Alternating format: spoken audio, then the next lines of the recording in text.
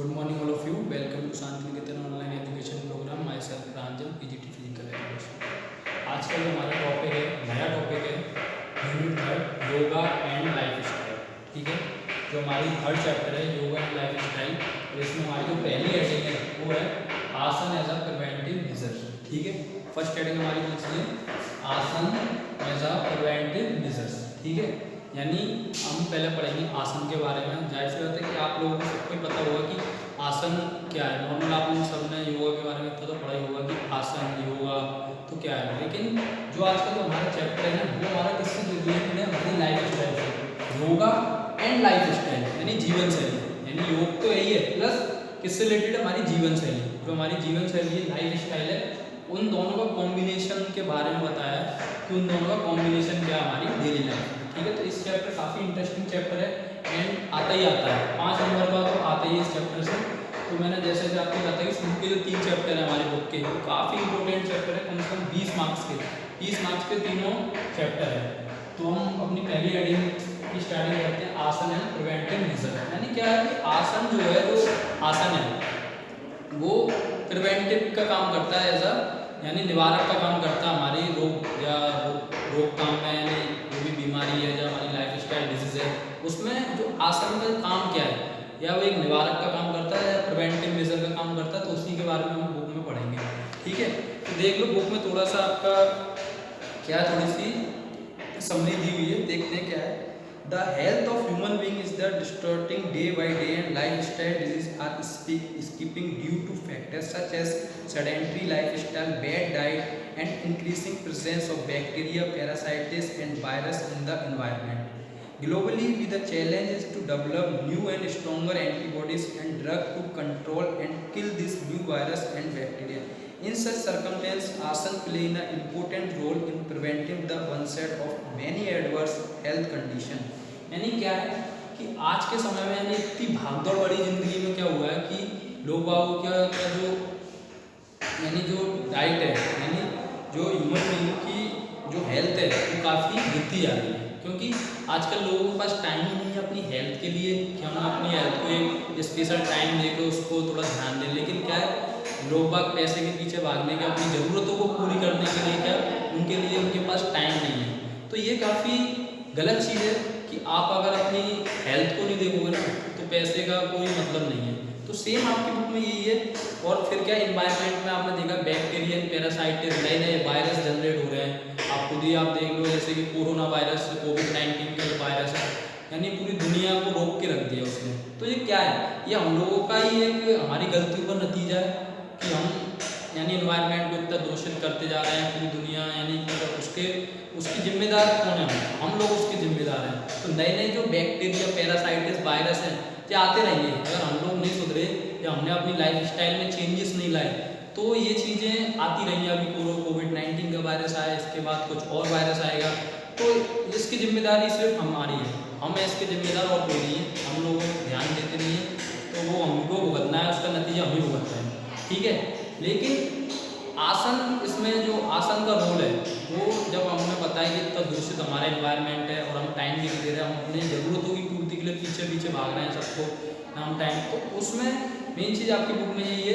कि उन सबको एक संतुलन में लाने के लिए आसन का बहुत इंपॉर्टेंट रोल है हमारी लाइफ स्टाइल में। ठीक है, तो आसन is a simple and economical preventive measure that can help the treating most of the widespread non-communicable lifestyle disease and improving the health of people.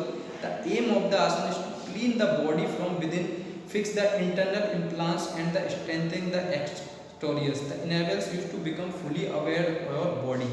यानी आसन क्या है? एक इकोनॉमिकल यानी एक सस्ता इकोनॉमिकल एक तरीका है, measure that can help treating most of the virus and non-communicable lifestyle disease and improving the health of people. यानी जो लाइफ स्टाइल डिजीज है जैसे ओबेसिटी है, डायबिटीज़ है, ये सारी हमारी जो लाइफ स्टाइल डिजीज है इनको क्योर करने के लिए आसन एक बहुत ही अच्छा तरीका है। अगर हम आसन का यूज़ करते हैं, आसन यानी आसन का हम यूज़ करते हैं, जैसे हमारे आसन है तो उनसे क्या होता है, जो हमारी लाइफ स्टाइल डिजीज़ है जैसे डायबिटीज़ है और ब्लड प्रेशर है एंड हाइपरटेंशन है, तो ये सारी जो बीमारी है ना इन्हें क्योरेबल करने के लिए आसन का बहुत ज़्यादा रोल है। ठीक है, अब हम चलते हैं आगे, देखते हैं All the same time in the help of reducing stress and anxiety, weight, hypertension, sleep disturbance, symptom of lower back pain and fatigue. The flexibility of the spine increases, joint become more mobile, lymphatic system. There were 84 classical asana and several classical texts in yoga which are said to have been thought a lot saver in contrast of the gymnastic exercise and aerobic exercise which lay stress on the conversion of the energy and tension into the movement. These yogic courses are about fortifying mental focus and stabilize the concept understanding of the movement. यानी योगा यानी gymnastic and aerobic में क्या होता है, योगा का एक अलग ही है। जिम्नास्टिक एंड एरोबिक एक्सरसाइज में क्या होता है कि आपकी बॉडी के तनाव पे ध्यान दिया जाता है, लेकिन योगा में क्या है, योगा और आसन में जस्ट इसका उल्टा है। आपकी बॉडी के तनाव पे ध्यान न देके आपकी मेंटेनल जो पीस है, जो आपका मेंटेनल पीस है आपकी, यानी जो मानसिक शांति पे ध्यान दिया जाता है और आपका जो प्रदर्शन है उस पर ध्यान दिया जाता है, ना कि आपकी बॉडी के तनाव या स्ट्रेच पे ध्यान दिया जाता है। ठीक है, तो मानसिक शांति बहुत जरूरी, मेंटल पीस बहुत जरूरी है। योगा का मेन जो सिद्धांत है वो आपका मेंटल स्ट्रेस एंड एंजाइटी को कम करना। जब आपका मेंटली जो मानसिक रूप से आपकी जो शांति अगर आपकी रहेगी बॉडी में या आपके माइंड में, तो आपका संतुलन बॉडी का रहेगा। ठीक है, तो यही चीज़ यानी अब इसमें देखते हैं आपका asana is a preventive measure are useful in many ways and the use of broadly discuss. तो सबसे आपके 4-5 हेडिंग है। सबसे पहले है आपका मेंटल हेल्थ, जैसे कि नंबर फर्स्ट है आपका मेंटल हेल्थ। तो देखते हैं mental health can be improved bye performing suitable asana like Anjali मुद्रा, बाल आसन, उदान आसन, उत्तना आसन help with the relieving stress and depression. They are also helpful in the treating anxiety and mental disorder. यानी नंबर फर्स्ट जो आपकी हेडिंग दी है एक टॉपिक है मेंटल हेल्थ, यानी जो आसन का जो सबसे पहला जो एक असर पड़ता है वो क्या आपका मेंटल हेल्थ, यानी मानसिक जो स्वास्थ्य है वो आपका बहुत अच्छा होता है। ठीक है, तो हम जैसे अंजलि मुद्रा है, बाल आसन है, ठीक है, तो ये जितने भी शिशोर आसन है, तो ये सारे आसन हम अगर करते हैं तो डिप्रेशन, एंजाइटी, मेंटल डिसऑर्डर, ये सारी खामियां दूर होती हैं। ठीक है, नंबर सेकंड है हेल्दी बोन्स, यानी स्वस्थ हड्डियाँ। स्वस्थ हड्डियाँ कैसे, देखो bone disease can be prevented by performing suitable asana like warrior pose, triangle pose, bridge pose and are help the strengthening our bones and also helpful those suffering from osteoporosis. यानी जो हमारा त्रिकोण आसन है, सेतु आसन है, ठीक है, योद्धा आसन है, तो ये सारे हम पोज अगर हम करते हैं रेगुलरली, हम इनको करते हैं अपनी लाइफ स्टाइल में, इनको इन्वॉल्व करते हैं और रोज इनकी प्रैक्टिस करते हैं, अभ्यास करते हैं इनका, तो जो हमारी हड्डियों की बीमारी होती है ऑस्टियोपोरोसिस वो तक की दूर हो जाती है। ठीक है, तो हमारी हड्डियों को मजबूती प्रदान करता है। नंबर थर्ड है dealing with obesity and diabetes. Most important, dealing with obesity and diabetes. Obesity and diabetes आपको पता है दोनों ही काफ़ी घातक बीमारियां हैं आज के टाइम में। लगभग अगर हम 100 लोगों में से अगर देखें तो 80% 70% लोगों को ओबेसिटी एंड डायबिटीज होती है, तो काफ़ी घातक बीमारी है। The various types of asana involve twisting the body backward and forward, bend and other activities the promote digestion and help in the weight loss. There are asana that help to liver and pancreas to remain active, which further help is regulating and managing high cholesterol and blood sugar level. आसन like Vakrasana, vajrasana, चक्रासन, अर्धमस्त्रासन, पश्चिमोत्तम आसन it's the useful the preventive of diabetes.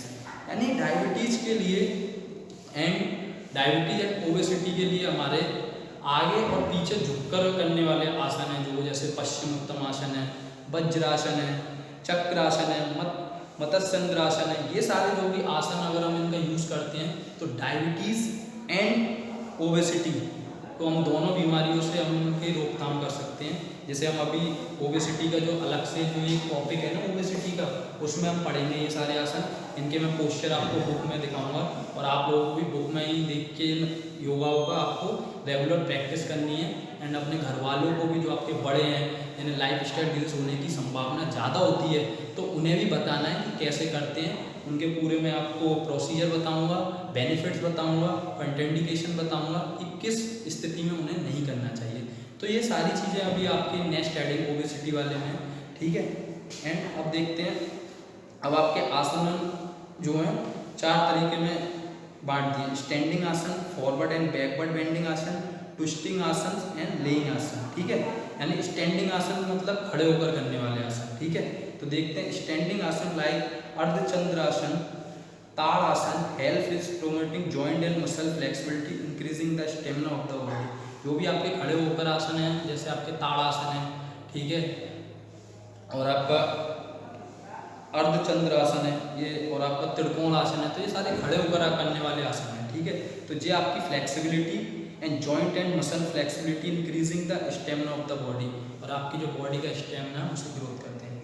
Number second है forward and backward bending आसन, यानी forward आगे और पीछे झुककर करने वाले आसन आपके Paschimottan asana, reduce back ache if the practice on the regular basis, Bhujang asana which is the back bending position, आपका भुजंग आसन है, जैसे हम कोबरा पोज भी बोलते हैं, तो वो आपके क्या है झुककर करने वाले आसन है, तो उसमें आपका जो बैक पेन है, पीठ का दर्द है, उसको क्योर करने में काफ़ी यूजफुल होते हैं। ट्विस्टिंग आसन घूमने वाले आसन, अर्धमस्त्रासन में एक spine flexible and increase the elasticity, ठीक है। और आप है आपका लेट कर करने वाले आसन, लाइंग आसन, सब आसन has a Kameng effect and fight symptom stress and anxiety.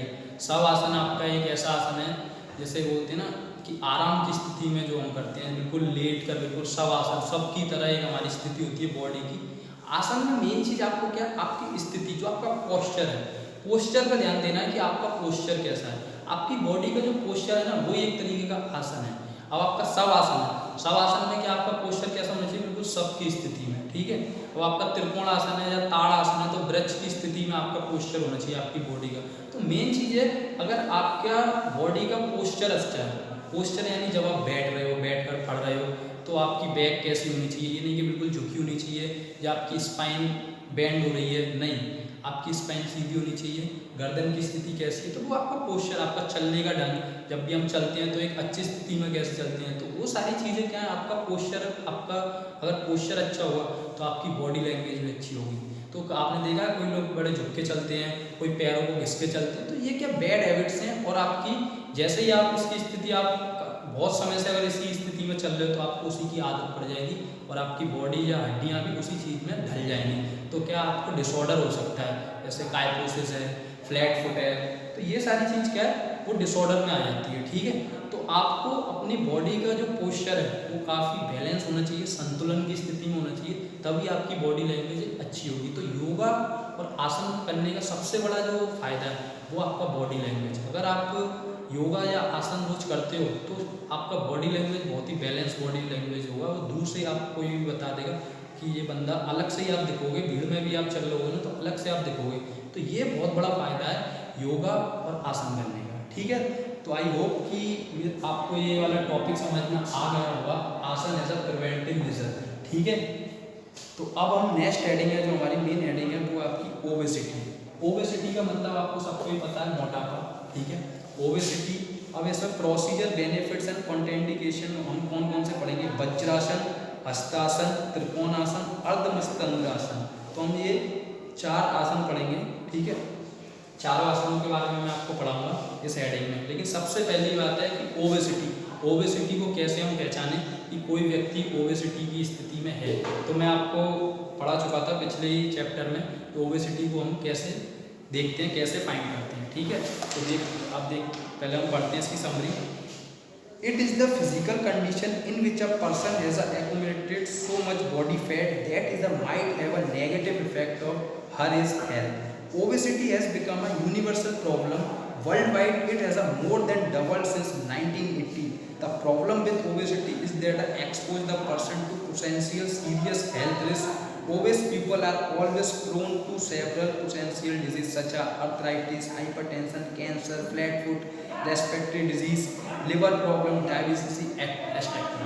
क्या होता है, देख लो, फिजिकल कंडीशन कैसी होती है पर्सन, यानी आपकी बॉडी में फैट, जो फैट होता है चर्बी, उसकी मात्रा ज़्यादा अगर आपकी बॉडी में बढ़ती है तो आप समझो कि आप ओबेस की स्थिति में जा रहे हो। नॉर्मल फैट तो सबको आपको पता है कि नॉर्मल फैट एक हमारा, मैंने आपको पिछले चैप्टर में पढ़ाया था स्पोर्ट्स एंड न्यूट्रिशन में, कि जो नॉर्मल फैट होता है वो हमारा क्या करता है, हमारी जो एनर्जी होती है उसको कंट्रोल करके रखता है। जब हमें जैसे फास्ट वगैरह रखते हैं तब वो यूज़ में आती है और हम उससे एनर्जी हमारी बॉडी को मिलती है।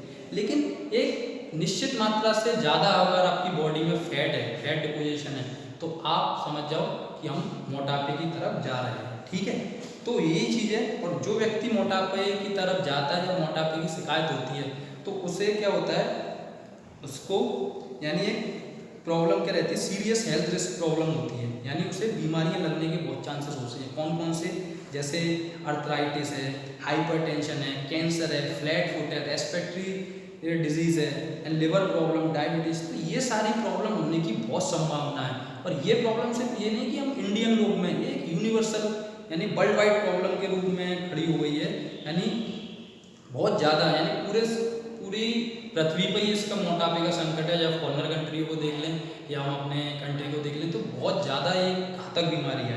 ठीक है, और देख लो 1980 से जस्ट डबल हो गई है इसकी, जो कंपैरिजन हम करें इसकी परसेंटेज ऑफ ओबेसिटी, तो 1980 के बाद ये डबल हो गई है, जो आपकी बुक में लिख रहा है। तो काफ़ी चौंकाने वाली बात है कि हम लोगों की लाइफ स्टाइल इतनी ख़राब कर ली हम लोगों ने कि हम इसकी ग्रस्त में आते जा रहे हैं। और हम अगर इसकी ग्रस्त में आते हैं तो हमें और बीमारियां क्या है, हमारा जो इम्यून सिस्टम होता है, सबसे बड़ी बात है कि जो व्यक्ति मोटापे से ग्रस्त है, जब ओबेसिटी है, तो उसका जो इम्यून सिस्टम है ना बहुत वीक हो जाता है और उसे और बीमारियां घेरने की, यानी ये बीमारियों को घर बना लेती है। यानी उसकी बॉडी अगर मोटापा है तो उसे बीमारियां लगने के चांसेस बहुत ज़्यादा होते हैं, जैसे हाइपरटेंशन हो गया, anxiety and liver failure and sudden death के बहुत चांसेस हैं, यानी हार्ट ब्रेक होना। तो ये काफ़ी घातक बीमारी है। ठीक है, तो अब कैसे, how can one know if she is obese? There are many ways to expression this, but the best method is thought the calculation of body fat percentage. If the body fat percentage exceeds the requirement, then the person may be considered obese.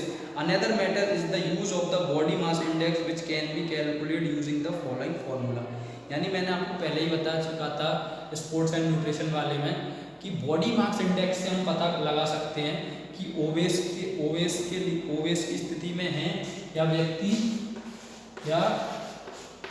या वो normal है। तो BMI निकालने के लिए मैंने आपको क्या बताया था, जो हमारा वेट होगा, वो होगा किसमें, किलोग्राम में। ठीक है, वेट किलोग्राम में, एंड जो हाइट होगी वो किसमें होगी, आपकी किसमें होगी, मीटर में। ठीक है, हाइट किसमें होगी, मीटर में। ठीक है, हाइट का स्क्वायर होगा, ठीक है, वो भी मीटर में।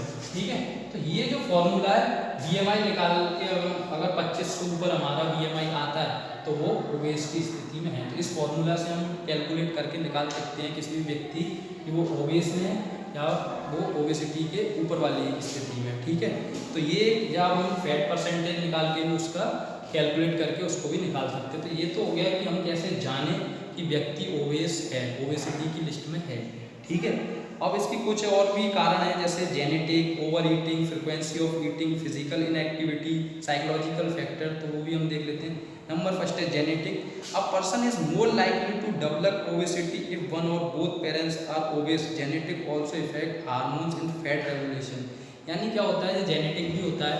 अगर आपके पेरेंट्स, माता पिता ओबेस की शिकायत थी उन्हें, तो हो सकता है कि जिनके उनके बच्चे हैं उनमें भी एक तरीके से अनुवांशिक लक्षण आ जाते हैं। ठीक है, अनुवांशिक भी होता है। नंबर सेकंड है over eating. Over eating is when the intake of calories much more than what the body actually need. The result is regular deposition unused calorie using obesity. यानी ओवर ईटिंग की किसी को क्या होता है, आप जितनी कैलोरी की ज़रूरत है बॉडी को, आप उससे ज़्यादा कैलोरी आप बॉडी को दे रहे हो, तो जाहिर सी बात है वहाँ फैट डिपोजिशन होगा। और फैट डिपोजिशन होगा तो आप मोटापे की शिकायत होगी आपको, और आप मोटापे की, ओबेसिटी की लिस्ट में आ जाओगे। ठीक है, नंबर थर्ड है physical inactivity. Suddenly people burn fewer calories than those who are physically active regulating weight gain। यानी अगर आप इनएक्टिव हो फिजिकल एक्टिविटी में, आप कोई भी स्पोर्ट्स में इन्वॉल्व नहीं होते, या आपकी लाइफ स्टाइल काफ़ी आप आलस भरी और सोने में आप रहते हो, तो क्या होता है वहाँ भी मोटापे होने के चांसेस काफ़ी ज़्यादा होते हैं। ठीक है, एंड साइकोलॉजिकल फैक्टर है।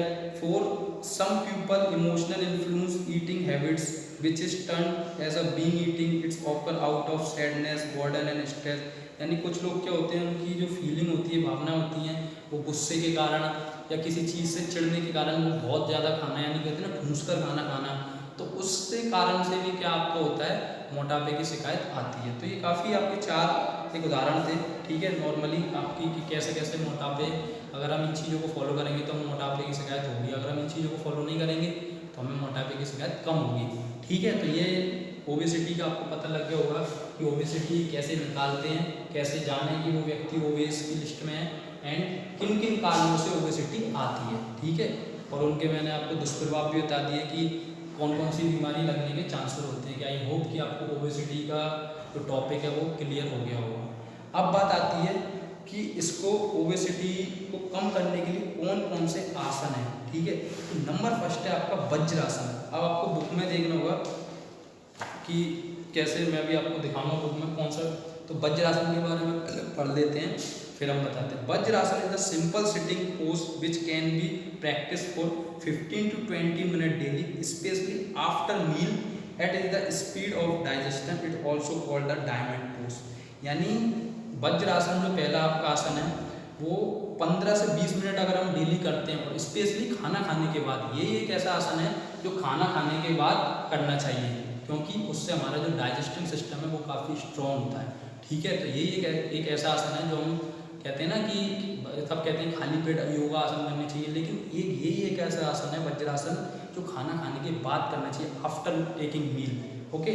तो इसकी स्थिति कैसी है देख लो, मैं आपको बुक में दिखा रहा हूँ। आपको बुक में इस तरीके से जो होता है, हम अपने पैरों को मोड़ के एड़ियों के ऊपर हम अपना वेट रखते हैं, ठीक है। तो ये स्थिति आपकी क्या होती है, वज्रासन की स्थिति होती है, ठीक है। तो इसका प्रोसीजर हम पढ़ लेते हैं।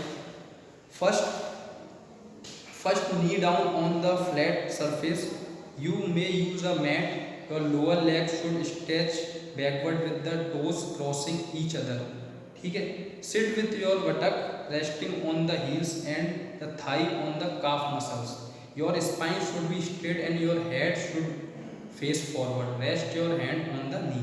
यानी अभी जैसा आपने पोस्चर देखा, नॉर्मल ये बैठ कर करने वाले आसन हैं, ठीक है, बैठ कर करने वाले आसन हैं, खड़े होकर करने वाला आसन नहीं। आपको क्या करना है, मैट पर सीधे आपको पैरों को पीछे करके एड़ियों पर अपने बटक, अपना पूरा बॉडी वेट आपके हील्स पर आना चाहिए, एंड काफ मसल्स जो आपकी जो जांग वाली मसल जो है, जांग से नीचे वाली मसल्स हैं वो टाइट रहनी चाहिए, एंड आपकी जो बैक है वो स्ट्रेट रहनी चाहिए, और जो आपका फेस है वो सामने रहना चाहिए, ठीक है। उस स्थिति में आपको 5 से 10 मिनट तक बैठना है ऐसे, ठीक है। 15 से 20 मिनट भी आप बैठ सकते हो। तो उस स्थिति में आपका क्या होगा, जो डाइजेस्टिव सिस्टम है वो आपका स्ट्रॉन्ग होगा, ठीक है। अब इसके बेनिफिट्स देखते हैं क्या है। The most significant benefits of Vajrasana for the obese individual और those who want to avoid becoming obese in the environment of digestion, this position lower of circulation of blood in the lower leg, diverting into the abdominal area where the digesting organ are located.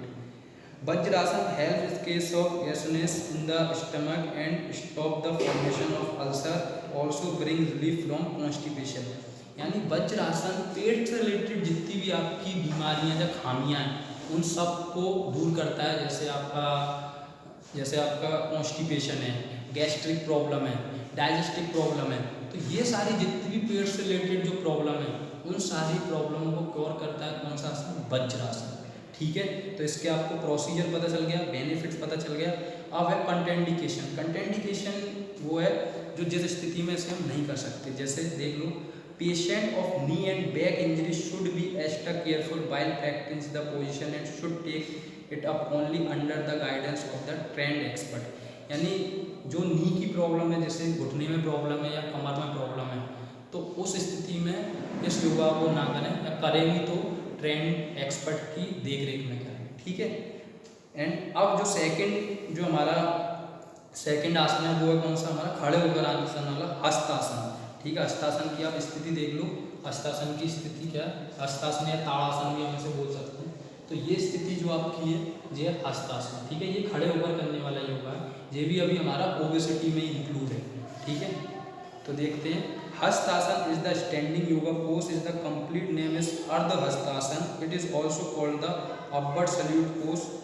ठीक है, this pose extend the active the whole body, यानी extend and activates the whole body. ये हमारी पूरी body को एक तरीके से एक्टिव, एक शक्ति प्रदान करता है ये जो आसन है। एंड ताड़ासन, जिन बच्चों की हाइट नहीं ग्रोथ होती है, हाइट नहीं बढ़ती है, तो उन बच्चों के लिए भी काफ़ी ताड़ासन, काफ़ी हस्तासन, ऊर्ध्व हस्तासन दोनों ही आपके एक ही नाम है। तो क्या है, बहुत बेनिफिट देता है। जिन बच्चों की हाइट नहीं बढ़ती है ना, ग्रोथ नहीं होती, तो उन बच्चों के लिए भी ये काफ़ी यूज़फुल है। अभी हम देखते हैं इसका प्रोसीजर, आपको पता ही चल गया। नॉर्मल प्रोसीजर है, दोनों पैरों को चिपका के और हमें हाथों को ऊपर ऐसे खींचना है, ठीक है। तो उससे क्या होगा, हमारी बॉडी एक्टिवनेस होगी, जो हमारी बॉडी का जो ब्लड सर्कुलेशन है वो भी काफ़ी अच्छा रहेगा। एंड 10 से 15 मिनट तक हम इसे कर सकते हैं, ठीक है। इसके बेनिफिट देखते हैं। Hastasana is the especially beneficial of those with the weight problems since the fully stretch the stomach organ and improve digestion. Additionally, it is also stretch the armpit and the shoulders and boost circulation throughout the body. Hastasana is also known the correct body posture, reduce stress, brings relief from sciatica and tightening the buttock and abdomen. यानी ये जो आसन है आपका digestive problems को कम करता है। And जो आपका जो वेट प्रॉब्लम है, and fully stretch the stomach organ and improve digestion, यानी जो आपका वेट से, जो आपका पेट से रिलेटेड जो आपकी हामिया बीमारियां उनको सही करता है। और जो आपका वेट प्रॉब्लम है, वजन से रिलेटेड, जाहिर सी बात है अभी हम मोटापे से रिलेटेड जो आसन है, तो जाहिर सी बात है वो हमारा वेट से रिलेटेड भी होगा, ठीक है। तो काफ़ी सारे एक ही आसनों के काफ़ी सारे बेनिफिट्स हैं, लेकिन जब भी 5 नंबर में जब भी आता है तो आपको 2 या 3 लिखनी होती है, ठीक है। अब इसके हम कॉन्ट्राइंडिकेशन देख लेते हैं। Beginner should first practice strengthening their arms and properly practice Tadasana before taking a Hastasana. Arm can be strengthened according the shoulder with loop around the upper arm just above the elbows. Individual who have the shoulders and neck injury should avoid the posture, यानी जिनको shoulder या नेक injury है, गर्दन की injury या shoulder problem है, तो उन लोगों को थोड़ा मना करा जाता है, क्योंकि इसमें दोनों ही आपके शोल्डरों पर प्रेशर पड़ता है एंड नेक पर भी प्रेशर पड़ता है, ठीक है। तो ये आपकी कंट्राइंडिकेशन है। अब बात आती है नंबर 3 त्रिकोणासन। त्रिकोणासन की स्थिति आप देख लो। त्रिकोणासन की स्थिति जो खड़े होकर करने वाला आसन है, त्रिकोण की तरह हमारी स्थिति होती है, जो हमारा पोस्चर होता है बॉडी का वो त्रिकोण की तरह होता है, ठीक है। तो देख लो काफ़ी ईजी, दोनों पैरों को, इसमें तो अभी हमने क्या था, दोनों पैरों को चिपकाया था, इसमें क्या है, दोनों पैरों के बीच में गैप करेंगे एंड बॉडी को एक हाथ से ऐसे जाएंगे एंड सिर हमारा पीछे की तरफ होगा, ठीक है। जैसे जो आप स्थिति देख रहे हो, सिर की स्थिति हमारे एक हाथ जो जा रहा है उसको देखते हुए हम देखेंगे, ठीक है। तो देख लो त्रिकोण आसन और the triangle pose, another standing yoga pose which those wanting the control their weight will find useful. It is the 3 advanced form: Althea Trikonasana, extend triangle pose, Buddha Trikonasana triangle pose and Parvata Trikonasana, ठीक है। which should be done only after a basic procedure given below in mastered, यानी कि जो normal हम इस तरीके से करेंगे, 3 तरीके में बांट दिया है, वो तीनों तरीके में थोड़ा थोड़ा चेंजेस होता है, वो एक के बाद एक करने के बाद, ठीक है। The first step is to stand straight with the knees up, bend the feet about 3 to 4 feet apart, ठीक है। Turn your right foot completely the outside 90 degree, left foot inside by the 15 degree, your heels should be keeped in the with the hips, यानी 90 degree का angle बनाते हुए हमें जो हाथों की स्थिति है उसको देखना है।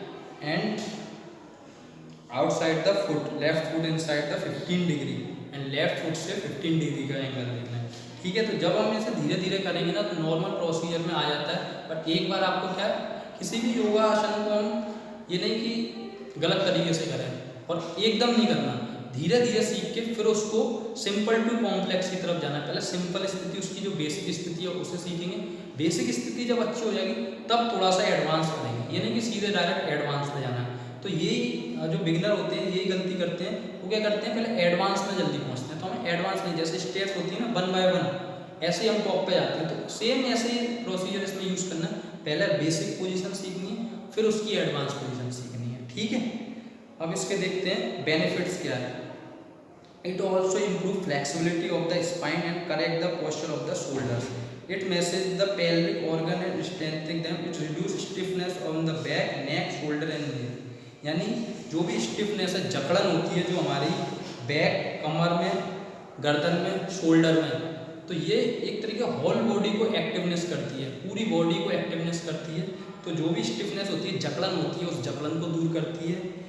And it also improve flexibility of spine and correct the posture of the shoulder. जो भी हमारी स्पाइन है उसको लचीला करती है और हमारे शोल्डर को स्ट्रॉन्ग करते हैं ये आसन, ठीक है। तो ये आपके 3 आसन हो गए। एंड 4th आसन है आपका अर्धमस्त्र आसन, ठीक है। अर्धमस्त्रंद्र आसन में क्या है, देख लो इसकी स्थिति क्या है। इसकी स्थिति इस तरीके से है। आप कोई भी सरस्वती की बुक लेंगे या रत्ना सागर, सारे क्वेश्चन उसमें दिए हुए हैं। तो ये स्थिति ऐसे होती है, पैरों को ये बैठ कर करने वाला आसन है, पैरों की स्थिति ऐसी होती है, एक हाथ आपके बैक के पीछे होता है, एक हाथ से हम अपने हील को पकड़ते हैं, ठीक है, टो को पकड़ते हैं पैर के, ओके। तो देखते हैं इसमें क्या है प्रोसीजर, इसका देख लिया। ये भी बैठ कर करने वाला आसन है। First sit up with the legs stretch और straight in front of you, keep the feet together and the spine erect, bend your left leg, place the heel of the left foot beside the right hip and bring the right leg over the left knee, ठीक है। तो इसमें क्या है, पैरों को, एक पैर को मोड़ के एक हाथ से हम अपने टो को पकड़ेंगे एंड एक हाथ से अपने बैक के पीछे रखेंगे एंड हमारी जो फेस होगा, फेस इधर की तरफ सामने होगा, ठीक है। तो इसमें क्या है, मछली की तरह जो अर्ध, यानी बोलते हैं ना अर्धमस्त्र आसन। तो अर्धमस्त्र मीनिंग देख लिया, अर्ध मीनिंग हाफ, मस्त्र मीनिंग फिश एंड इंद्र meaning king. As also know the half lord of the fishes pose and the half spinal twist pose in the seated yoga pose, ठीक है। यानी स्पाइनल को हमें हाफ मोड़ के एक मछली जो होती है, मछली के आकार की तरह से हमें अपना पोज बनाना है, ठीक है। तो ये आपका, और इसके बेनिफिट देखते हैं हम। The twisted position massages the abdominal organ, increase the release of the digesting juices and involving the function, improving the function of the digesting system।